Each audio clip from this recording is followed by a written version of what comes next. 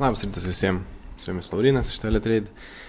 Taigi greitai prabėgime pro žinias, nes jau šiandien pakankamai visai bus ryte, turėtų būti įtemptas darbas. Tai pusė 12, Jungtinės karalystės bus daug žinių, galite pasiskaityti Teletrade puslapį.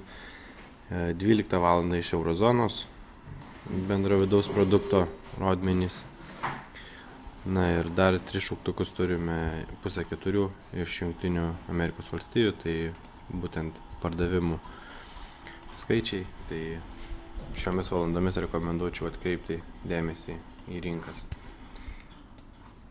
Taip, žiūrint į grafikus, ryte išėjo Vokietijos šiek tiek prastesni skaičiai negu tikėtasi. Buvo išleistas bendras vidaus produktas ir šiek tiek stovime vietoj.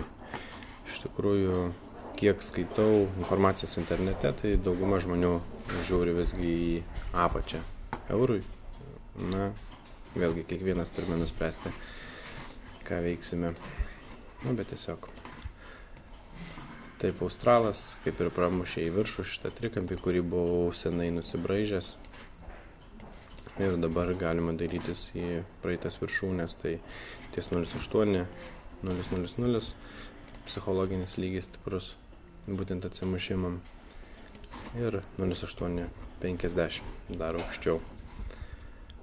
Taip, svaras vakar kaip ir nepasiekė, žiūrint viršutinio kanalo dar. Tai vietos dar yra, kur pasivaikščioti. Dar turime apie 100 punktų galima važiuoti, jeigu gauti tikrą patvirtinimą atsimušimui ar pozicijų atidarimui.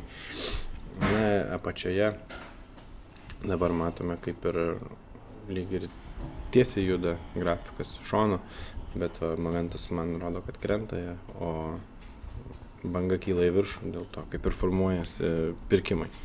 Galėčiau teikti, tai jeigu pradėtų kilti viršų, tai jau sekantis atskaitos taškas būtų kažkur čia 1,5767.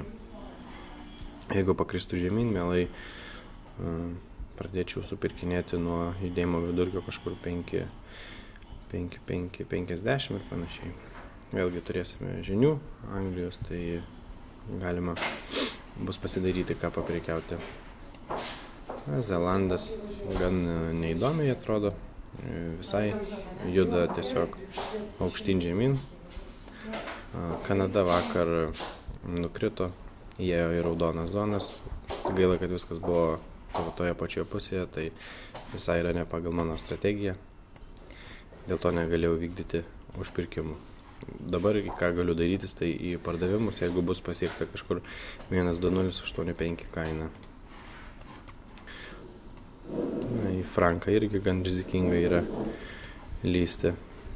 Turėjo, tarp kitko, vakar frankas buvo antroje vietoje pagal suvaikščiotą būtent punktų skaičių per dieną. Pirmoje vietoje buvo Australijos doleris, tai labai judrios valiutos, būtent dolerio silpnėjimo atžvilgių pasirodė frankas ir tie judėjimai yra labai staigus ir dideli.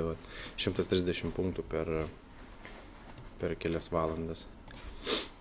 Taip, jena vis dar tam pačiam kanale. Jos aš tikrai visai neprekiauju, nes yra visiškai neaiškus judėjimo kryptis, tiesiog aukštyn žemyn ir galima lengvai įsipainioti. Taigi, jeigu trumpai dar į auksą pažiūrėjus, tai auksas stiprėja, kas tuo pačiu indikuoja, kad doleris yra silpnėjime.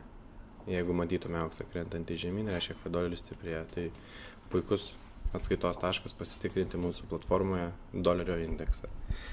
Taigi, sėkmės visiems šiandien prekyboje. Jeigu turit klausimų, visą laiką galite parašyti. Ačiū, iki.